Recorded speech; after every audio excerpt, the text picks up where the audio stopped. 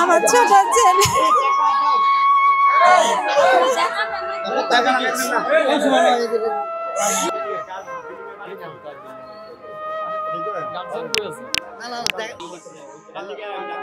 আমার ছেলে পড়ে ছাদে পড়ে মরে গেছে। আমার ছোট ছেলে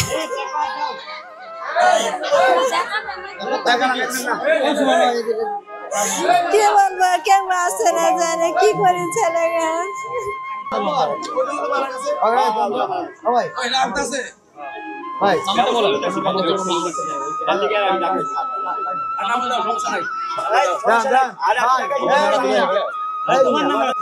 কাজ করতে গেছে চারজনের মধ্যে একজন ভিতরে গেছে, 3 জন ওরা কাজ করেছে।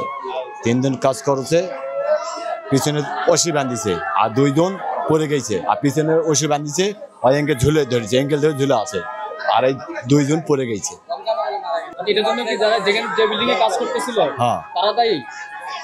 দায় এখন বিল্ডিং এর মালিক দায় নয়, দায় আমারও ভুল আছে। এখন কাজ ঐশী মৈশী ভালো করে বান্ধে বন্ধে তো কাজ করতে হবে, তাহলে তো বিল্ডিং এর মালিকের দোষ দেন আপনাই। তো আমি বলতে পারবো না, আমি মেডিকেলে ছিলাম আমার বউরে লিয়ে। আমি 2টার দিকে শুনছি যে তোমার ভাগ্নে আর জামাই পড়ে গেছে, দৌড় দিয়ে আসতে লাগে, শুনছি যে ভাগ্না মারা গেছে, ভাগ্নি জামাই মেডিকেলে গেছে না। এখন শুনতে পাচ্ছি ভাগ্নি জামাই মারা গেছে।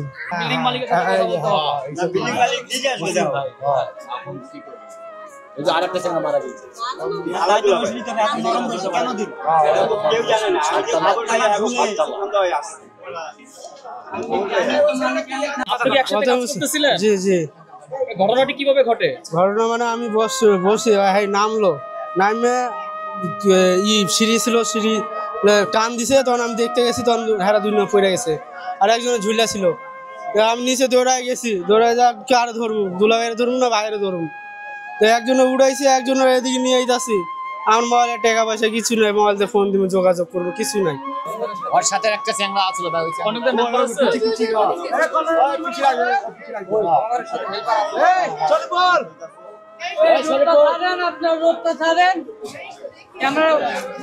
আর আমি আর তার হোশ ছিল না আমার, কারে কোন দিকে লয়ে যাবো হাসপাতালে।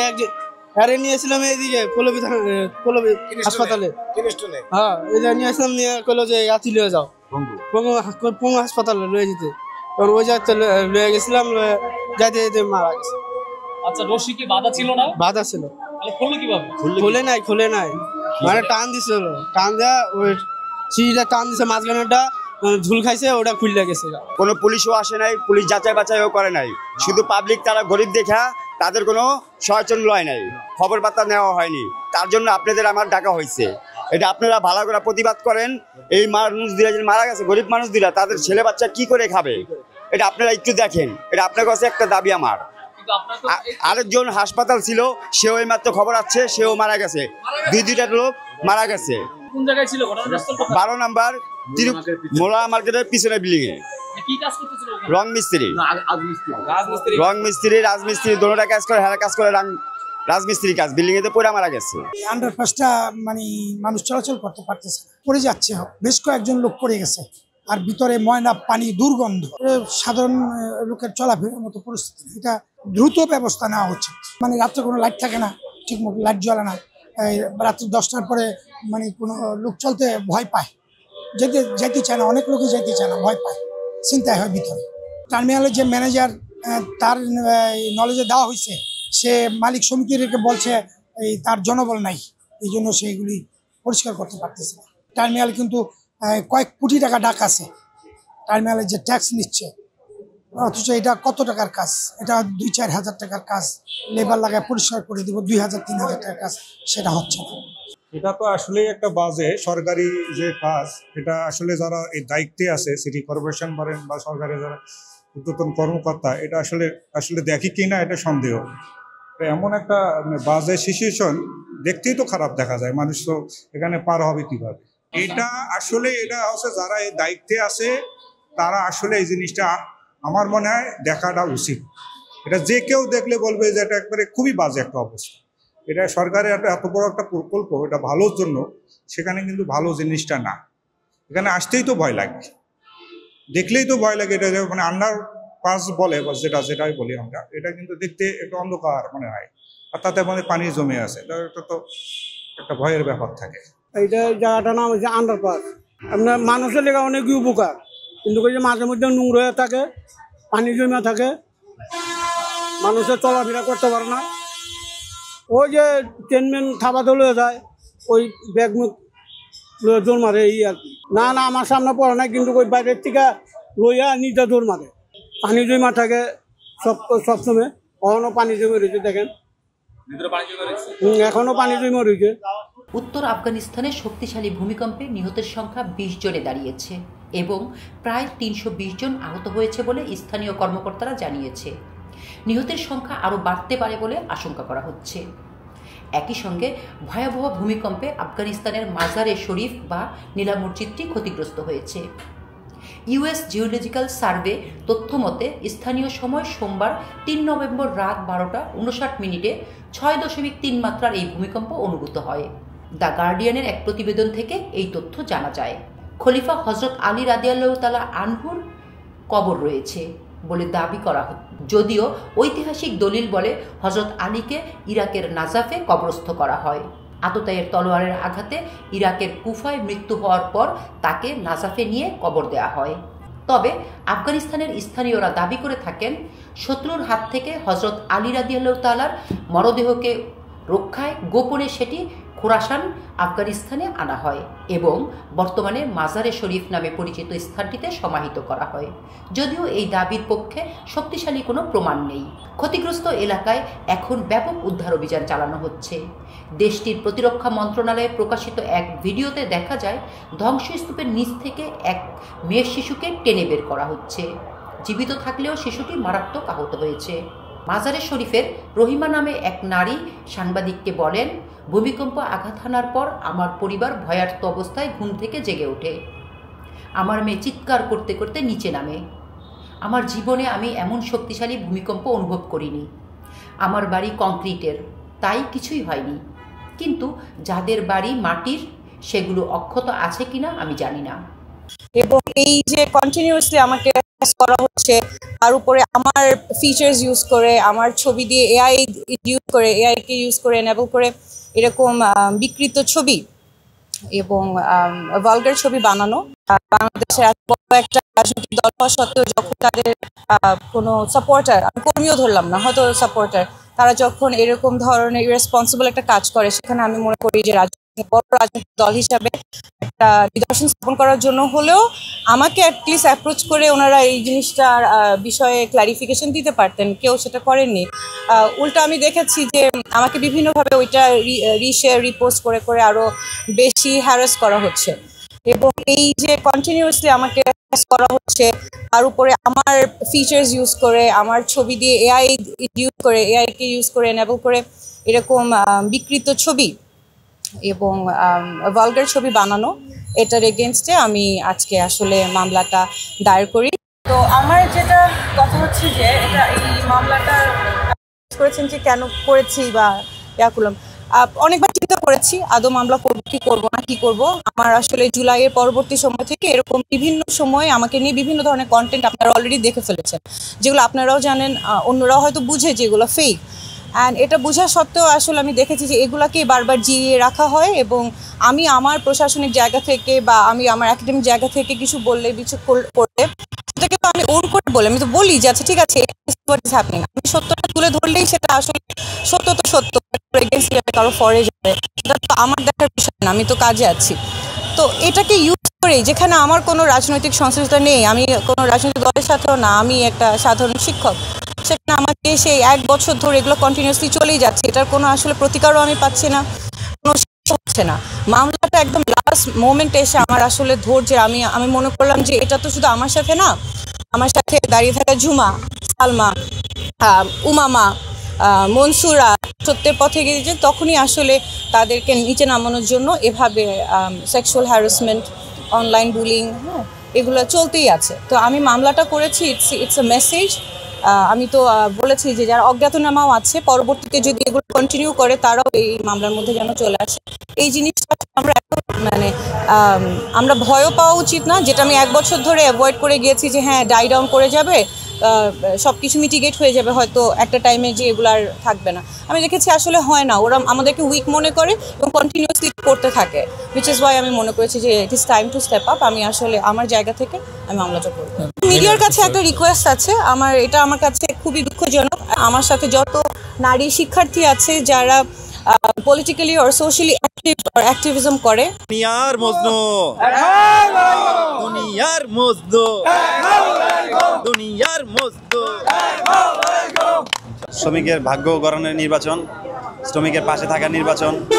আশা করি যদি এখান থেকে আমি নবনির্বাচিত হই, ইনশাল্লাহ শ্রমিকের যখন দিন আর রাত নেই 24 ঘন্টা সার্ভিস দেব, এই প্রত্যাশাই আমার। তাছাড়া শ্রমিকের যে কোনো সহযোগিতায় আমি পাশে দাঁড়াবো, আপনাদেরকে কথা দিচ্ছি। ইনশাল্লাহ আমার জন্য দোয়া করবেন। আমি সমাজ কল্যাণ প্রার্থী, আমি মোহাম্মদ টুটুল। আমার মার্কা এখনো হয়নি। জি, অ্যাকচুয়ালি এই নির্বাচনগুলি আপনাদের 2 বছর ধরে আর কি পরপর, 2 বছর বা অথবা 3 বছর পর পর আপনার আবার নির্বাচিত হতে হয়। অ্যাকচুয়ালি আমি সমাজ কল্যাণ পদপ্রার্থী। অ্যাকচুয়ালি প্রথমত এটা আমার ইচ্ছা আর কি, বা আমি এটা নিয়ে অনেক চেষ্টাও করছি। আগামীতে আন্তর্জেলা স্ট্যান্ড যেন কীভাবে হয়, বা আমাদের গাড়িগুলি রাখা নিয়ে আমরা খুবই দুশ্চিন্তায় আছি। এই দুশ্চিন্তা যেন আমাদের শ্রমিকের ভাগ্যে না থাকে। এর জন্য আমাদের যেখানে যাওয়া দরকার, যে হাতে পায়ে ধরা দরকার, সেভাবে ধরে আমাদের আন্তর্জেলা স্ট্যান্ডটা করার জন্য আমরা পদক্ষেপ নেব, বা এই আন্তর্জেলার জন্য আমরা লড়াই করে যাব ইনশাল্লাহ, শ্রমিকের পাশে থেকে কাঁধে কাঁধ মিলিয়ে। আমরা নতুন মুখ, এর জন্য সিন্ডিকেটের ব্যাপারে আমরা অতটা পারদর্শী না। আমরা নতুন প্রার্থী, বিশেষ করে এই ব্যাপারে আমি অবগত না বা বলতেও পারি না। মতো একজন ড্রাইভার অসুস্থ হইলে বা দুর্ঘটনা হইলে বা থানায় কোনো কারণে যদি গাড়ি অ্যাক্সিডেন্ট হয়ে গাঁথে পড়ে, মানে কোনো ক্ষতিগ্রস্ত হয়, তাহলে তার কাছে যেয়ে দাঁড়ায় অন্তত সহযোগিতা হাত কীভাবে বাড়ানো যায় সেই উদ্দেশ্যেই আমরা নির্বাচনে অংশগ্রহণ করা। জি, অ্যাকচুয়ালি এখনও মার্কা বের হয় নাই। ইনশাল্লাহ মার্কা বের হলে আপনাদেরকে অবশ্যই মার্কা আমরা জানিয়ে দেবো। আজকে নমিনেশন পেপার নিয়েছি। দুনিয়ার মজনু দুনিয়ার মজনু দুনিয়ার মজনু।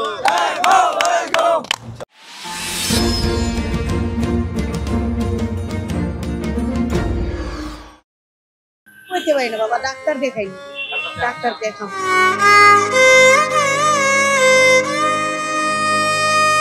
নাসরিন কিশোরগঞ্জ জেলা মিটামতা না গেলাম 2 বছর বাকি এলাকা হইলাম না 3-4 মাস হয়েছে।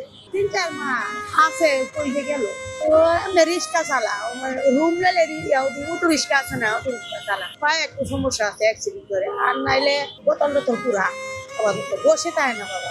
আর আমি চল করলে মানছে যা দিয়ে তাই গাই বাবা। ছোট রুম নিতে গেল বাবা, এটা শহর 3000-4000 টাকা লাগে।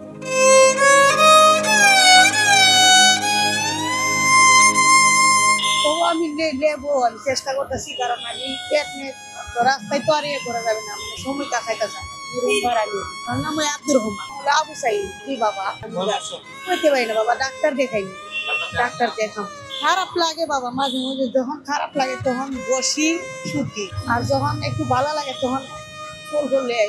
জি, ওর 2 বছর, আর ওর 8 মাস গিয়ে 9 মাস করছি না। ও হাঁটতে পারে না, ও বসতে পারে। 8 মাস গিয়ে 9 মাস করছি। যা সত্য তাই বাবা, সবাই না। পরে ওদের সেদিন 500 টাকা দিয়ে গেল, আর ওই যে আজকে আবার 15 দিয়ে গেল, টাকা দিয়ে গেল 15 লাভ দিয়ে দিল। মানুষের সাহায্য না করতে আমি ভাবলাম না বাবা, মানুষ আমার অনেক সাহায্য করে। আমাকে মানুষ খাবার দিচ্ছে, টাকা দিচ্ছে, কাপড় দিচ্ছে, মানে আমার যা দিচ্ছে তার হিসাবটা কমে গেল বাবা। আল্লাহ তো আছে, মানুষ আমার অনেক কিছু দিচ্ছে বাবা। পেট নেক বর্তমানে আমি সত্য কথাটা বলেছি, কিন্তু কেউ আমার একটা রুম নিয়ে দেয়, মানে অনেক টাকা লাগে। আমার স্বামীর হাতও ভাঙা, তাই ওই দিশে একটা ইয়া করতে পারে না, তাই। আর আমি চাই হাই মাঝিতে রুম ভাড়া লইলে তো মনে করেন ঠিক মতন ভাড়া দেওয়া লাগবে, তাই বাবা আমি সেটা ইয়া করতে পারতাছি। তাও লাস্টে আমি লোয়া লাগবে, কারণ রাস্তায় তো আর আমার ইয়া করা যায় না, কোনো কাছাইতেছি, চেষ্টা আমি করতেছি। ওরা বেশি আর্মিরা, সেনাবাহিনীরা, এরাও টাকা পয়সা দিচ্ছে।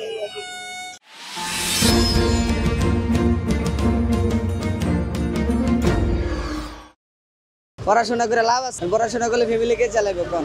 জি না ভাইয়া, পড়াশোনা করলে মা বাপরে চলাইব কে? যে 800-900 টাকা বিক্রি হয়। পাশে আপনার চিড়াখানা, ফ্যামিলিতে মা আছে, বাবা আছে, ভাই বোন আছে। যে না ভাই পড়াশোনা করি না। পড়াশোনা কেন, পড়াশোনা ভালো লাগে না, পড়াশোনা চাইরা দিছি। ভবিষ্যৎ ভাই, ভবিষ্যৎ আর কি করুম, মনে করেন যে আল্লাহ যাওই যে খায়া বাচ্চা চলো আর কি। যে না ভাই পড়াশোনা করলে মা বাপরে চলাইব কে। ফ্যামিলির মধ্যে আমরা 2 ভাই আছি। আছে ভাই বোন সবাই আছে, এই 3-400 হয়। ফ্যামিলি চালাই মার কাছে নিয়ে দিই। আছে আমরা 2 ভাই 3 ভাই আছি, 3 ভাই চালাই। পরিশ্রম না করলে কি টাকা ইনকাম করা যাইব? পড়াশোনা করে লাভ আছে? পড়াশোনা করলে ফ্যামিলিকে চালাইবো কোন? এই তো কষ্ট, এই তো কষ্টই তো করতেছে। আর কইবো কি, সারাদিন দৌড়ে এটা কষ্ট না? কষ্টই তো না করলে আর টাকা কামান যাবো কোন? যা মায়ের মুখটা দেখলে আর যে মনে করেন যে যা ঘরের ভিতরে যা ভাত খাই, এইতেই মনটা বেড়ে যায়। আল্লাহ ভরসা, দেখা যায়, চেষ্টা করবো যতদিন বাচ্চা থাকে মা আমি পালার চেষ্টা করবো।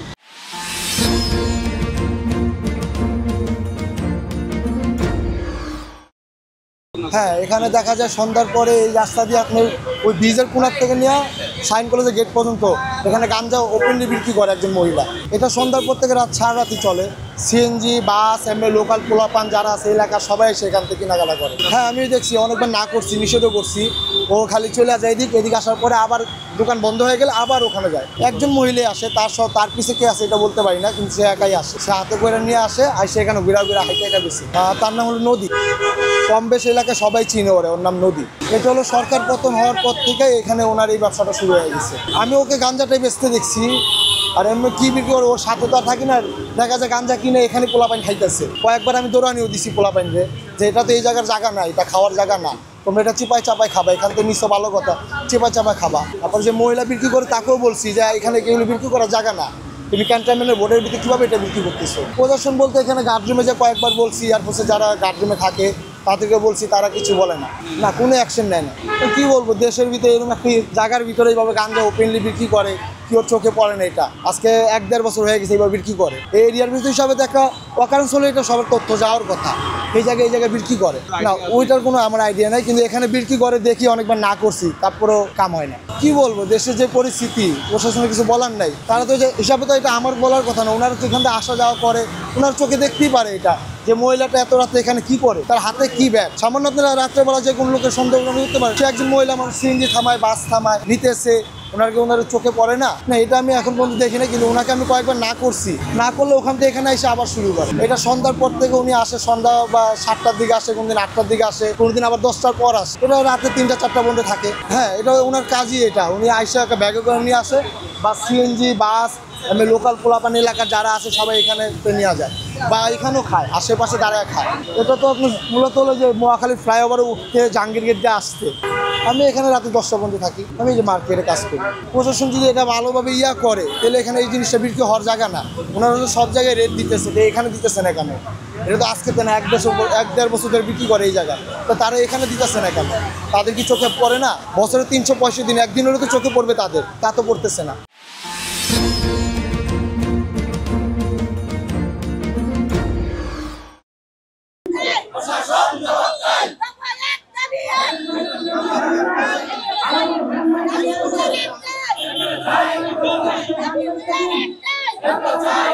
ভাই আপনারা আমাদের করা লাগবে।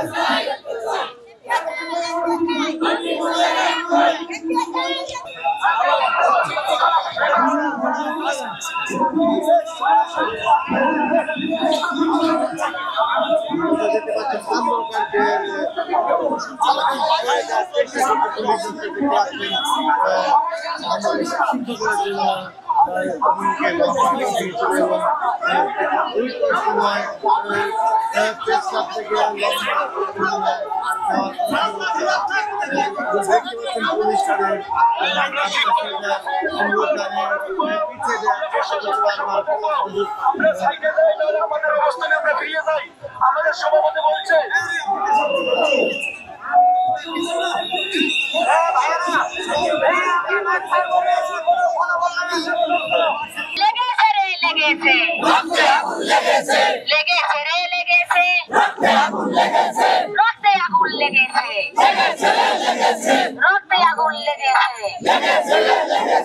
আবু সাইদ মুক্ত,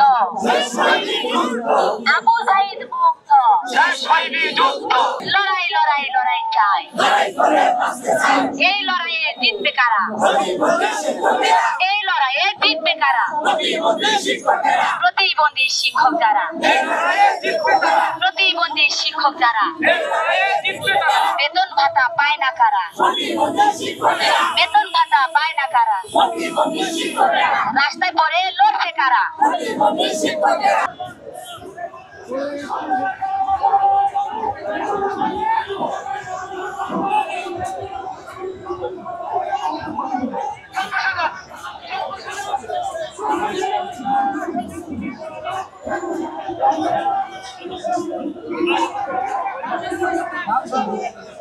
আমাদের সংগ্রাম লড়াই লড়াই লড়াই চাই, লড়াই লড়াই লড়াই চাই। এই লড়াইয়ে জিতবে কারা? শিক্ষকেরা। এই লড়াইয়ে জিতবে কারা? শিক্ষকেরা।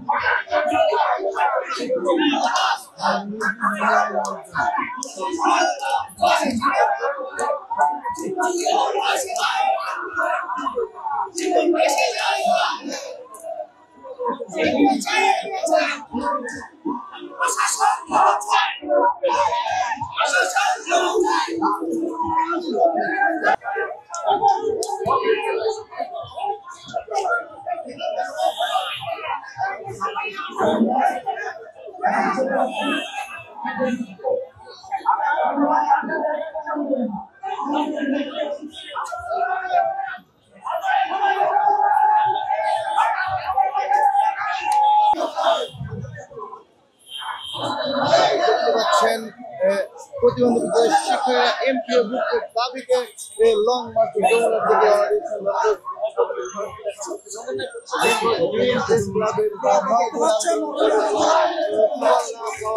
লং মার্চ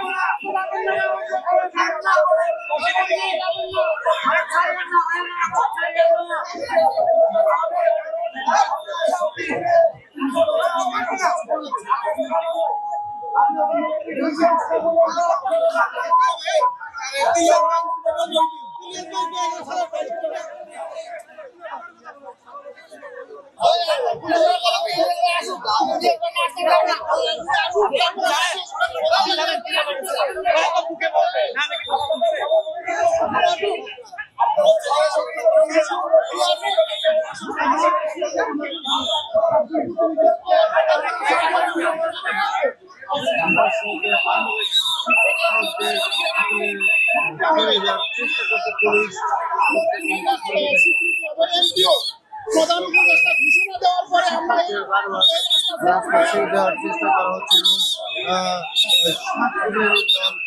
প্রধান উপদেষ্টার যমুনায় ত্যাগ করার জন্য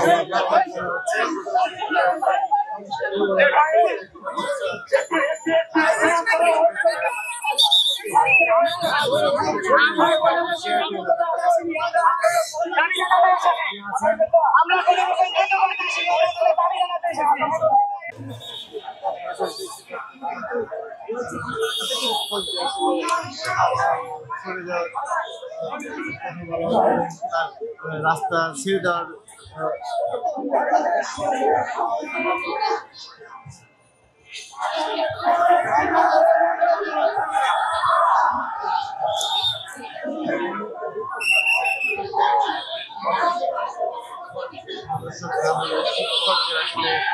ছেড়ে দেওয়ার জন্য পুলিশ বলছে এবং যেন রাস্তা ছেড়ে তারা প্রেস ক্লাবের সামনে অবস্থান নেয় এবং যদি রাস্তা ছেড়ে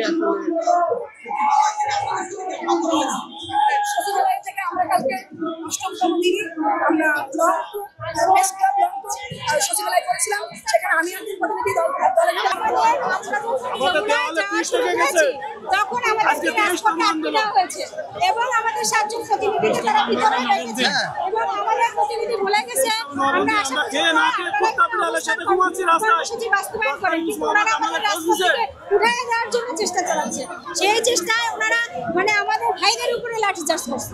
লিখিত প্রজ্ঞাপন যদি আমরা হাতে না পাই তাহলে আবার ইনশাল্লাহ আমরা এই রাজপথে আবার আসবো। এখানে ঘটেছিল অবস্থান কর্মসূচি, ওনারা আমাদেরকে করতে দেবে না। এই আমাদেরকে অবস্থান কর্মসূচি করতে না দেওয়ার কারণে ওনারা উঠতে বসে উঠে নাই, এর জন্য ওনারা আমাদের ভাইদের উপরে লাঠিচার্জ করছে।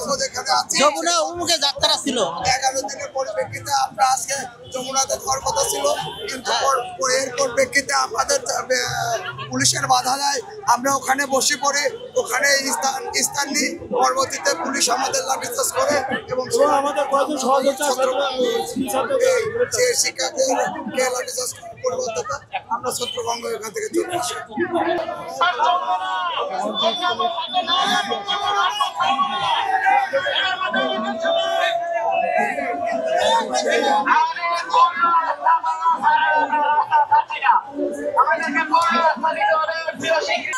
আমাদের শিক্ষকদের নিয়ে এগুলো গায়ে হাত তুলবে, এটা কি কোথাও আছে? আর বেতন ছাড়া আমরা চাকরি করতেছি, এটা কোথায় আছে বলেন? আমার উপদেষ্টা সামনে মুর্শিদ ম্যামের কাছে একটাই রিকোয়েস্ট ওনাকে, যে এই সেক্টরটা নিয়ে ওনাদের কেন কোনো মাথা ব্যথা নেই, কেন ওনারা এটারে এত অবহেলা করতেছে, আমার এটাই প্রশ্ন ওনার কাছে। আর কেন উনি ওয়াদাবদ্ধ হচ্ছে, বারবার উনি ওয়াদা করতেছে, বারবার উনি এটা ভঙ্গ করতেছে, এটা 23তম আন্দোলন চলতেছে, তাহলে ওনার কাজের সাথে তো কথার সাথে কোনো মিলে আমরা খুঁজে পাচ্ছি না, ঠিক না? এমন কোন দেশ নাই চাকরি আছে বেতন নাই, এমন কোন দেশ নাই চাকরি আছে বেতন নাই। শিক্ষক কেন রাস্তায়, প্রশাসন জবাব চাই, প্রশাসন জবাব চাই। শিক্ষক কেন রাস্তায়, ডক্টর ইউনূসের জবাব চাই, শিক্ষক কেন রাস্তায়। আর তোমরা জাতির ভবিষ্যৎ, জাতির গর্ব, তোমাদেরকে আমি তোমাদের মা, তোমাদের কথা দিতেছি, আমার কথা কখনো নড়চড় হবো না। আগামী 15 দিনের মধ্যে স্কুলগুলো এমপিওকরণ এবং স্বীকৃতি করে দিব, কিন্তু তার কথা সে কোনো রাখে নাই। সে রাষ্ট্রের মা হতে পারে না, সে জাতির মা হতে পারে না, সে সারা বাংলার সারা বিশ্বের মা হতে পারে না। আমরা এ দাবি সারা বিশ্বের কাছে চাই, সারা বাংলাদেশের মানুষ জনগণের কাছে চাই।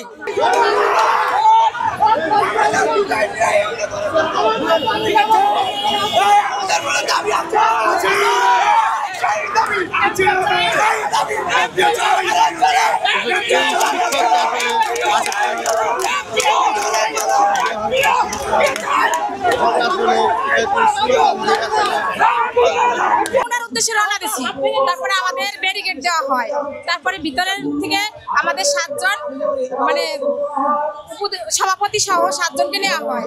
তারা না আসা পর্যন্ত আমরা ওখানে বসেছিলাম তাদের অপেক্ষায়। যখনই পুলিশ আমাদের ধা দিচ্ছে আমরা আসতেছি না, পরে জোরে লাঠিচার্জ করছে। তারপরে আমাদের 3-4টা টিচারের মাথা এবং হাতে জোরে লাঠিচার্জ করছে।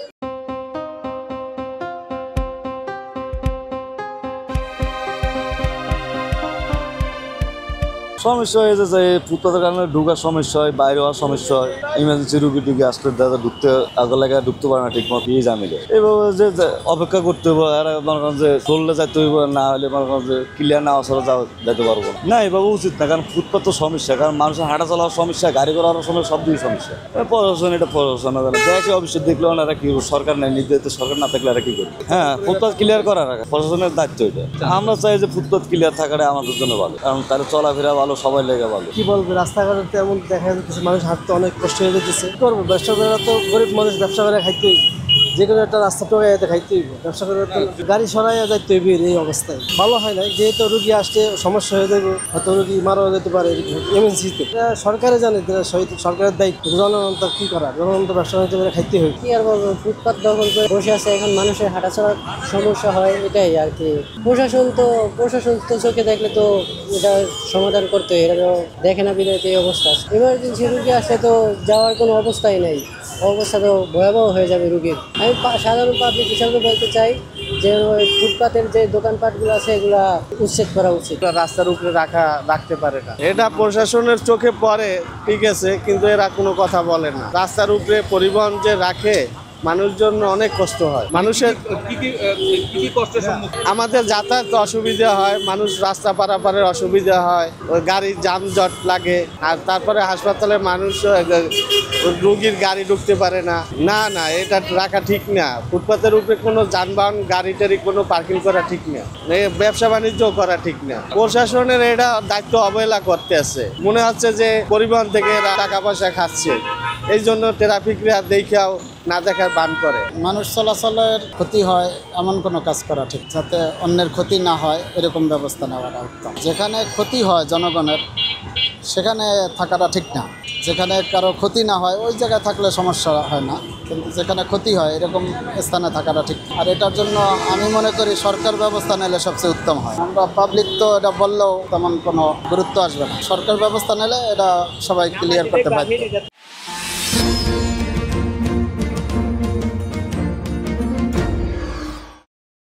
আমার আব্বা একটা বিয়ে করে চলে গেছে, কোনো খাই নাই, পরে খাই বিহালবেলা। অনেক বছর হয়েছে, এই সময় আমি এর দূর ছিলাম। ঝর্ণা অনেক দিন ধরে 300-400 এরকম বিক্রি হয়। আমার আম্মু নাই, আমার আম্মু দেশে আছে, আমার আফু আছে, আমি আছে, আমার নানু না, আব্বু নাই। থাকি আমাদের বাসায়, খাইতে পারি, দেশে পড়তাম, ইচ্ছা আছে। আজকে কয়টা ফুল বিক্রি করছো?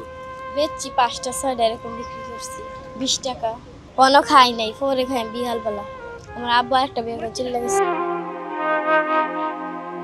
অনেকদিন আগে, ছোট থাকতেই চলে গেছে, অনেক বছর হয়েছে। এই সময় আমি এর দূর ছিলাম। আমার আম্মু দেশে না, আমার নানু থাকে এখানে, আমার আফু থাকে। আচ্ছা, তোমাকে যদি পড়াশোনা করার সুযোগ করে দেওয়া হয়, তুমি কি পড়াশোনা করবা?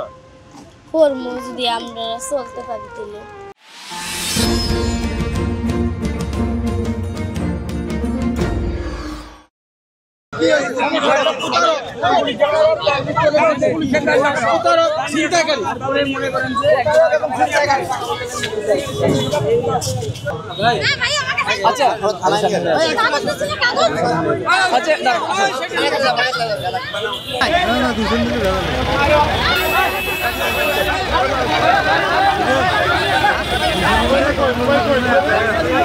বিষয়টা আমি বলি ক্লিয়ার করে, অনেকে বুঝবে না।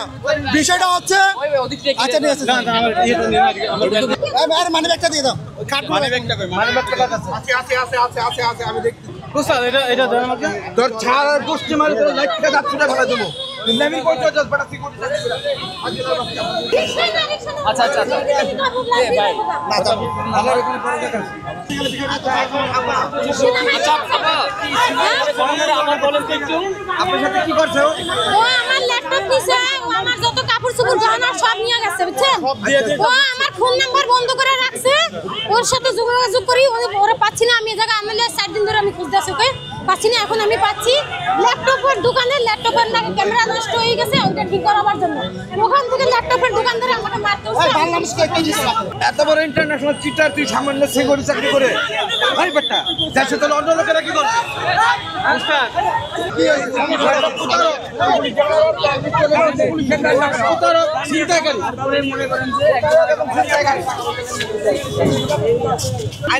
উনি আমাকে টিকটকে লক করে, লক করার পরে বলছে কি যে আপু আমি দিতেছি, আমি অসুস্থ, আমার 2000 টাকা দেন, আমার রানে কি যেন হয়েছে, আমি ওটা দেখাবো ডাক্তার। আমি চিনি না শুনি না, আপনাকে কিভাবে আমি টাকা দিব? পরে বলছে ঠিক আছে, আমার বড় ছেলে জানে। পরে বলছে কি যে এখানে বলছে আমি ওনাকে টাকাটা দিছি, বলছে আমি অসুস্থ। তারপর আরেকদিন ফোন দিয়ে বলে আপু আমার 1500 টাকা দেন, আমি আরো অসুস্থ, ডাক্তার দেখাবো। পরে আবার দিছি। পরে ওখান থেকে আমার সাথে কথা বলছে, আমি ল্যাপটপ কিনতে যাই, ল্যাপটপ কিনছি, ও ল্যাপটপটা ও নিয়ে চলে আসছে। আনার পরের দিন থেকে ওর ফোন বন্ধ, সব কিছু বন্ধ। ও সেনাবাহিনীতে চাকরি করে, ও নাকি কোচে আছে, ও কোচ হইলে ওর প্রবেশন পাবে, ও আমাকে এটা বলছে। আমি সেনাবাহিনী পরিচয় দিয়েছে? হ্যাঁ, এই যে আমার মোবাইলের ছবি, আমি সারা জায়গা এখানে খুঁজি, সবাই চিনে, এই জায়গা ঘুরে। হ্যাঁ, তারপরে আমাকে সেনাবাহিনীর ক্যান্টনমেন্ট আছে, ওখানে গেছি। ওনারা বলছে আপনি থানায় যাবেন, যে ওর নামে জিডি করবেন, আর ওকে ওনারা ধরবে। তারপরে আমি ওদেরকে সম্পর্ক কতদিনের? আরে কোনো সম্পর্ক না, ও কতদিন ধরে সম্পর্ক ছাড়া একজন মানুষকে কেন টাকা দিবেন? 1 মাস ধরে আর কি ওর সাথে আমার কথা হইতেছে। 1 মাস যাবত এই জন্য তাকে টাকা দিয়ে দিলেন? ও অসুস্থ আমার বড় ছেলে আছে, আমি টাকা দেওয়া ছাড়া আর কি রিলেশনে জড়াইছেন আপনার সাথে? হ্যাঁ ওর সাথে আমার সাথে ওর সাথে মিলামেশা হইছে, মিলামেশা হয়েছে, এটাই প্রশ্ন কিছুই হইছে। যাই হোক জিডি করে, হ্যাঁ জিডি আমার ও জায়গা দেওয়া আছে সম্পত্তি। তাহলে আপনি তাহলে চিন্তাইকারী বলে চিল্লাচ্ছিলেন কেন? আছে সবই দিয়ে দিয়েছেন। চিন্তাইকারী কেন? ও আমার মোবাইল বন্ধ, ওরে পাচ্ছি না। ভাই যাবে না ভাই সাইলেন্ট। আমি প্রশ্ন শুনেন তা ওর মোবাইলটা বন্ধ, আমি এই জন্য ওখানে গেছি, ওখান থেকে লোকেশন দিবে না। আমি সেনাবাহিনীর ক্যান্টনমেন্টে গেছি, ওরা বলছে এর লোকের কোনো লোক না। এখন ও আমার সাথে কোন হোটেলে আমাকে নিয়ে গেছে সেটা আমি নিয়ে যেতে পারবো। হ্যাঁ ওখান থেকে ও আমাকে কি করছে জানি না, ও আমার সব কিছু নিয়ে চলে আসছে। মোবাইলটা বন্ধ, আমি আজ 4-5 দিন ধরে খুঁজতে আসি, পাইতেছি না। আমি থানায় গেছি, থানায় জিডি না নিয়ে অভিযোগ নিছে। এই যে পুলিশের সাথে ও কথা বলছে। আজকে ওরা কোথায় পাইছে? ওরা পাইছে যে 10 নম্বরে। আপনার কি স্বামী আছে? স্বামী সংসার আছে? আমার সংসার, আমার বাড়ি আছে মিরপুর ইয়াতে, মোহাম্মদপুরে। সবাই আছে, সব আছে। হ্যাঁ মোহাম্মদপুরে থাকে। আপনার স্বামী থাকা সত্ত্বেও কেন আপনি এক অন্য পুরুষের সাথে সম্পর্কে জড়াবেন? ও আমাকে বলছে ও ডিভোর্সি, আর আমার জামাই একটা বউ আছে, সেই জন্য আর কি আমি ওর সাথে কথা বলছিলাম। আপনি পরকীয়া করতেন? হ্যাঁ একটু কি, ও একদিন আমাকে নিয়ে আসছে ও জায়গায়। ওখান থেকে আমি ল্যাপটপ কিনছি, ল্যাপটপটাও পিছন থেকে নিয়ে চলে আসছে। এই হইছে কথা। এখন আমি ওরে চিনি না। তার সাথে আপনার সম্পর্ক ছিল, কিন্তু আপনি রাস্তা দিয়ে কেন চিন্তাই করে ও আমাকে হাত দিয়ে সাইডে দৌড় দিয়েছে। ও আমি 10 নম্বর থেকে আমার হাঁটাই নিয়ে এসে রিকশায় উঠবে না। চিন্তাকারী বলে কেন চিনলেন? এখন চিনি না, আমি ওর চিন্তাইকারী আছে। এখন চিনেন না? না, ওর নামে মামলা আছে, আমি ওকে পুলিশের কাছে নিয়ে যাব। বিষয়টা আমি কি ছুটে যাবে? আমরা সব কিছু দিয়ে এই সবাই তোমারটা তুলে বলো। ভাই বলেন কি হয়েছিল বলেন। আমাদের সঙ্গে যে রিলেশনটা ছিল, তারপর যে গিফটগুলো বলছে, তুমি কি বিয়ে করছো? বিয়ে ছিল ডিভোর্স এবং বিয়ে হয়েছে। হ্যাঁ আপনার সাথে কি আপনার বিয়ে হয়েছে? না হয় না। বিয়ে ছাড়া আপনি অবৈধ সম্পর্কে ছিলেন? না। এটা কোনো ভাই আপনি বলতেই পারে আমার ডকুমেন্ট লাগবে না, আমার তখন ডকুমেন্ট লাগবে না, সেটা দেখাতে তো হবে নাকি? কি তার সাথে মেলামেশা করেছেন কিনা? না, মেয়ের সাথে যদি স্বীকার করে ভাই একটা মেয়ে স্বীকার করতে পারে, একটা মেয়ে তো আমার যে তার সাথে আন্তরিক সম্পর্ক করছে, তার ডকুমেন্ট থাকা লাগবে না? তার ডকুমেন্টে থাকা লাগবে নাকি? সেটাই আর কি। আপনার সাথে কোনো সম্পর্ক নাই না। এখন আমি যে জিনিসগুলো দিচ্ছি, আমি বলছি সব জিনিসগুলো ফেরত দেবো, তাকে আমি সকালেও বলছি। আমি বলছি সব জিনিসগুলো দিয়ে দিন। কিভাবে মিলামেশা? ওটা তো হয় না, ওটা হয় না।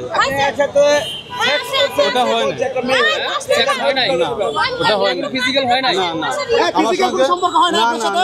হইছে? একটা মহিলা বলতে পারে এখন তুমি প্রথমে সবাইকে পরিচয় দিছো তুমি নেভির লোক, ঠিক আছে, কিন্তু তুমি তো নেভির লোক না, তুমি একটা সিকিউরিটি গার্ড ছিলে নেভির অধীনে, ঠিক আছে, বর্তমানে একটা গার্মেন্টসে চাকরি করো, তাহলে তুমি নেভি কেন পরিচয় দিয়েছো? এই কার্ডগুলো ওর কাছে পাওয়া গেছে। নেভি পরিচয় দিয়েছো, মানিব্যাগটা ছিল ও নিজে ভাই মানিব্যাগটা পুলিশের মুতালেবের কাছে দিয়ে দেন। সে নেভির লোক নয়, নাম বিক্রি করছে, ডিফেন্সের নাম বিক্রি করছে, ডিফেন্সের নাম বিক্রি করে ওই পোশাকে ছবি পরিয়ে এই মেয়েকে ইমপ্রেস করছে। উনি হচ্ছে আমাদের গেঞ্জি, আমাদের গেঞ্জিগুলো না, গেঞ্জিগুলো আছে। আমরা থানায় বুঝাই দেবো। আমরা এখন এই যে থানার গাড়ি ডাকছি, থানায় আমরা তো পারির লোক, মনে করেন আমরা তো ব্যবস্থা নিতে পারবো না, আমরা ওই থানায় বুঝাই দেবো, থানার দ্বারকা আসতেছি। প্রথম কথা হচ্ছে স্যার, ছেলেটা নিজেকে ডিফেন্সের লোক পরিচয় দিয়েছে, কিন্তু সে ডিফেন্সের কেউ নয়, সে নিজেকে ডিফেন্সের লোক পরিচয় দিয়ে একটা মেয়েকে কি করেছে, প্রতারিত করেছে। ওই মেয়ের কাছ থেকে একটা গুরুত্বপূর্ণ জিনিস ছিনিয়ে নিয়েছে। আর মেয়েটা হচ্ছে ওকে প্রথমে চিন্তাকারী হিসাবে উপস্থাপন করলেও এটা কিন্তু চিন্তায় নয়, ওরা দুজনের মধ্যে সম্পর্ক ছিল। মেয়েটার স্বামী আছে, সংসার আছে, এরপরে ওই ছেলেটার সাথে পরকীয়া গেছে এবং ফিজিক্যাল রিলেশনে জড়াইছে। এখানে কিন্তু আসলে আমরা যতটুকু জানতে পেরেছি যে দুজনেই কিন্তু ওই দোষী। ওরা একটা হোটেলে গিয়ে ফিজিক্যাল সম্পর্ক আছে। এগুলো হচ্ছে থানার গাড়ি আসতেছে, আমরা এখন থানার কাছে দেবো, থানায় এটা ইনভেস্টিগেশন করবো, কি সমস্যাটা কি হয়েছে ওটা ভালোভাবে জানবে, জানলে আইনগত ব্যবস্থা নেবে।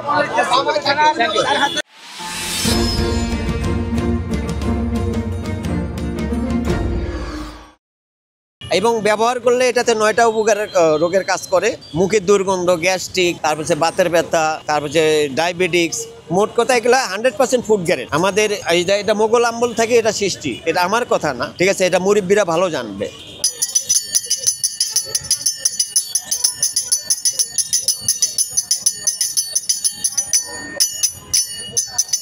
আমি এই ব্যবসার সঙ্গে আমি 9 বছর হলো জড়িত। আসলে আমার এই ব্যবসা করার বাপদাদার 14 গোষ্ঠী আমার এই ব্যবসা জানতেও না, চিনতেও না। করোনার আগে আমার আগে ছিল এটা স্ট্রিট ফুডের দোকান। আমি মূলত কোয়েল প্যাকেট ডিম বার্গার, স্যুপ এগুলো আর কি ইউনিক একটা প্রোডাক্ট বিক্রি করতাম। আমার ব্যবসাটা ভালো চলতেছে। পরে আমি একটা চিন্তা করলাম, আমি তো ইন্ডিয়ায় খায় আইছিলাম কাঁসার প্লেটে, কাঁসার বাটিতে। আমি একটা বড় দোকান পেলাম, দোকানটাকে সুন্দর করে ডেকোরেশন করে আমি কাঁসার প্লেট বাটিতে খাওয়ানো শুরু করি। খাওয়াইতে কাস্টমার খায়া এই প্লেট বাটিতে খায়া দেয়া, এই প্লেটে খাইছে, ধরেন এই প্লেটে খাইছে, খায়া দেয়া ওই প্লেটটা আবার বগলের তলে নিয়ে সবিক বেচবি না চুরি করে নিয়ে যাও। তখন থেকে এই মানুষগুলো কেনা শুরু হলো। আমার কি এগুলোর প্রতি তো ভালোই চাহিদা। পরে আমি আবার এই করোনার মধ্যে আমার দোকান বন্ধ হয়ে গেল, হোটেল মোটেল সব তো বন্ধ হয়ে গেল। আমার বাসার থেকে এইসব মাল জিনিসগুলো নিয়ে যাচ্ছে। তখন আমি একটা আইডিয়া করলাম, না পাশাপাশি আমি হলো এগুলো বেচি। পরে এই আলহামদুলিল্লাহ এখন বেচতেছি। আমি ইনশাল্লাহ আশা করি অন্য 10 দোকানের চাইতে আমি এখানে ফুটপাতে না, আমার দোকানের সাইডে আমি বেশি আলহামদুলিল্লাহ ভালোই বিক্রি করি। মানুষ বিশ্বাস আছে আমি এখানে 35-36 বছর এলাকায় থাক, আমার একটা ভ্যালু আছে, ফেস ভ্যালু আছে, এই জন্য বিশ্বাস করি মানুষে কেনে। আর আমার কাছে সব মানুষের কমপ্লেনিং, ভালো মন্দ, কালো টালো বা কীভাবে ব্যবহার করবে প্রতিদিন আমার থেকে পরামর্শ নিতে পারে। আবার এইসব কিনতে গেলে অনেক দূরে যাইতে হয়, যাওয়া আসে একদিন যায়, গাড়ি ভাড়াও লাগে 1-1.5 হাজার। আমি সীমিত প্রাইজে বেশি, প্রাইজের কথাটা বলবো না, অন্য জায়গার থেকে 200-300-400 টাকা ইনশাল্লাহ কেজিতে কম পাবেন, জিনিসও অরিজিনাল পাবেন, ঠিক আছে। আমি আবার পুরান কাঁসা কিনি, আপনাদের 100-150 বছরের পুরান কাঁসা পেতল থাকলে আমার কাছে নিয়ে আসবেন, আমি নগদ টাকা দিলে নিয়ে নিতে পারবেন এবং মাল চাইলেও আমি মাল দিয়ে দিতে পারবো। আমি আবার পুরান কাঁসা পেতলও হলো গিয়া বিক্রি করি। আলহামদুলিল্লাহ আমার কাছে আর ঠকবেন না, আসে দেখেন। কাঁসার জগতে আমি এখন মিরপুরে 9 বছর। অন্য কিছু তো গিফট না দিয়ে একটা লোকের বাড়িতে আপনি বিয়ের দাওয়াত খেতে যাবেন, মুসলমানের দাওয়াত খাবেন, যে কোনো জন্মদিন অনুষ্ঠানে যাবেন, 2-3 হাজার টাকা বা 5 হাজার টাকা নিয়ে দিবেন তাকে, আপনি কোনো টাকার কথা জিন্দিগিতে বলবেন না। আর আমার একটা দিলে আপনি 1.5 হাজার টাকা 2 হাজার টাকা দিয়ে একটা যে কোনো একটা জিনিস নিয়ে যাবেন, আপনার কথা সারা জীবন মনে রাখবে। এবং ব্যবহার করলে এটাতে 9টা উপকারের রোগের কাজ করে। এটা আমি বলবো কেন, আপনি গুগল সার্চ দিলে পাবেন। আর এটার দাম কত, এটা কি উপকার, কি দিয়া বানায়, আপনি গুগল সার্চ দিলে পাবেন। এখন তো ভাই আমি তো দোকানদার, আমি যদি বললে কবে কি আল্লাহ মানে বানায় বলতেছে, ওই আপনি আপনারা গুগলে সার্চ দিয়ে দেখবেন আদৌ কি এইগুলা জিনিসের কাজ করে কিনা। মুখের দুর্গন্ধ, গ্যাস্ট্রিক, তারপর বাতের ব্যথা, তারপর ডায়াবেটিক্স, মোট কথা এগুলা 100% ফুড গ্যারেন্টি। আমাদের এটা মোগল আমল থেকে এটা সৃষ্টি, এটা আমার কথা না, ঠিক আছে, এটা মুরব্বীরা ভালো জানবে। তো আগে এগুলা প্লেট বাটিতে খায় মানুষ 100-150 বছর বাড়ছিল। হেয়াত মহতের কথা আল্লাহ জানে, সেটা আমি বলবো না, মাগার এটা উপকার। আপনি আজকে কিনছেন 1-150 বছর পরেও বিক্রি করতে পারবেন। আপনার বাড়ি আগে আমরা দেখতাম জামাই জিরা আসতো বাড়িতে, টাকা পয়সা নাই, এগুলা বন্ধক রাইকা হলো গিয়া জামাই যে বিদায় করতো, পরে হলো গিয়া ওগুলা আবার উঠাই নিয়ে আসতো। তাহলে এগুলা কিনবেন না কেন? আপনি মেলামান বলেন, স্টিল বলেন, সেরামিক বলেন, আপনি 2-4-6 মাস পরে আবার পাল্টাইতে হবে। এগুলা পাল্টাইতে হবে না ইনশাল্লাহ, একটু কষ্ট করতে হয় আর কি। এটা এই জন্য আমি আপনাদের বারে সাজেস্ট করতেছি এইসব প্লেট বাটিতে ইউজ করেন। ভবিষ্যতে এই যুগে আসতেছে, আমরা আবার প্রাচীনে চলে যাব। আমার পাশাপাশি আমার এই দোকানে আসবেন, আইসে দেখে যাবেন, ঠিক আছে। রেটের ব্যাপার নিয়ে হলো গিয়ে আপনাদের চিন্তা করতে হবে না, বাকিটা আল্লাহর ইচ্ছা। আমার অ্যাড্রেসটা হলো গিয়ে, আমার এটা মিরপুর 12 নম্বর পড়ছে, 11 নম্বর স্টেশনের 100 গজ উত্তরের দিকে, এবং মেট্রো রেলের 198 নম্বর খাম্বা, এবং পোস্ট অফিসের মিরপুর সাব পোস্ট অফিসের পূর্ব পাশে আমার শফিকের খাবার বাড়ি। আমার এখানে ডিম বার্গার, কোয়েল প্যাকেট ডিম, স্যুপ এখানে বিক্রি হয়। পাশাপাশি আপনি এগুলো আমি বিক্রি করি। ভাইজান আমি আপনাদেরকে একটাই কথা বলি, আমার এখানে ভ্যাট নাই, ট্যাক্স নাই, নেই, আমি এসি নাই, আমি ফুটপাতে হয় না কোনো জিনিস দেখে কিনবেন। আর কাঁসা চেনার উপায় আছে, কাঁসা পেতল চেনার উপায় আছে, আপনারাও চিনতে পারবেন যে এই কাঁসার এরম যেটা শব্দ হবে এটা বলবেন কাঁসা, এই যে পেতলের কোনো শব্দ নাই, এটাই বুঝতে হবে। খালি চকচক করলে স্বর্ণ হবে না, দেখে কিনবেন যেখানেই কেনেন না কেন।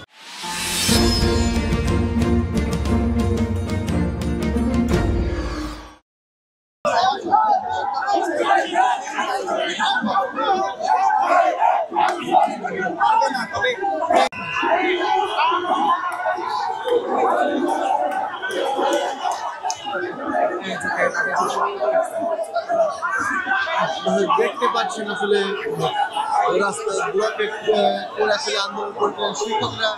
পুলিশ তাদের বারবার আলটিমেটাম দিল, রাস্তা ছাড়তে চায়নি এই শিক্ষকরা।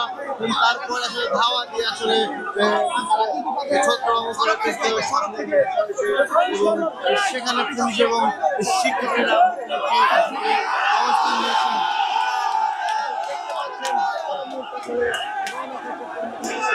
এই জাতীয় প্রেস ক্লাবের সামনে শিক্ষক এই মুখোমুখি অবস্থানের কারণে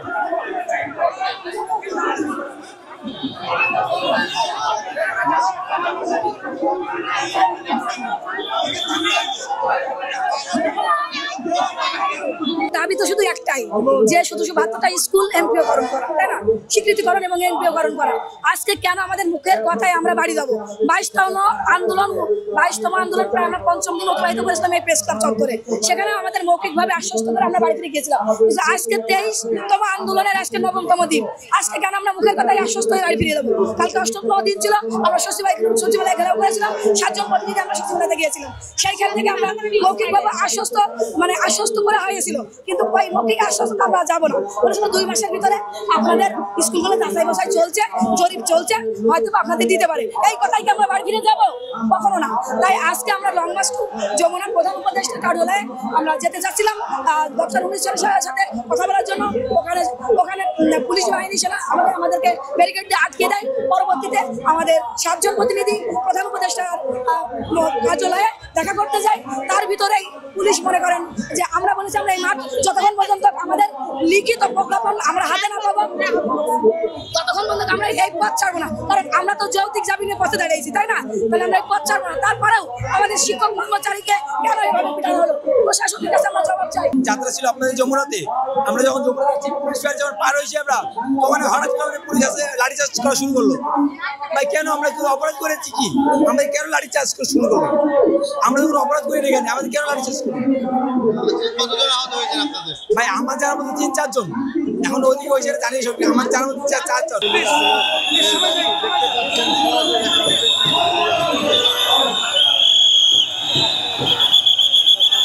অবস্থানে পুলিশ ছত্রভঙ্গ করার চেষ্টা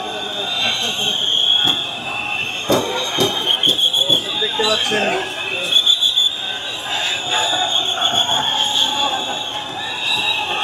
শিক্ষকদের রাস্তা ছেড়ে দেওয়ার জন্য বারবার বলা হলো এবং পুলিশ অবস্থান এবং যে কোনো মূল্যে আসলে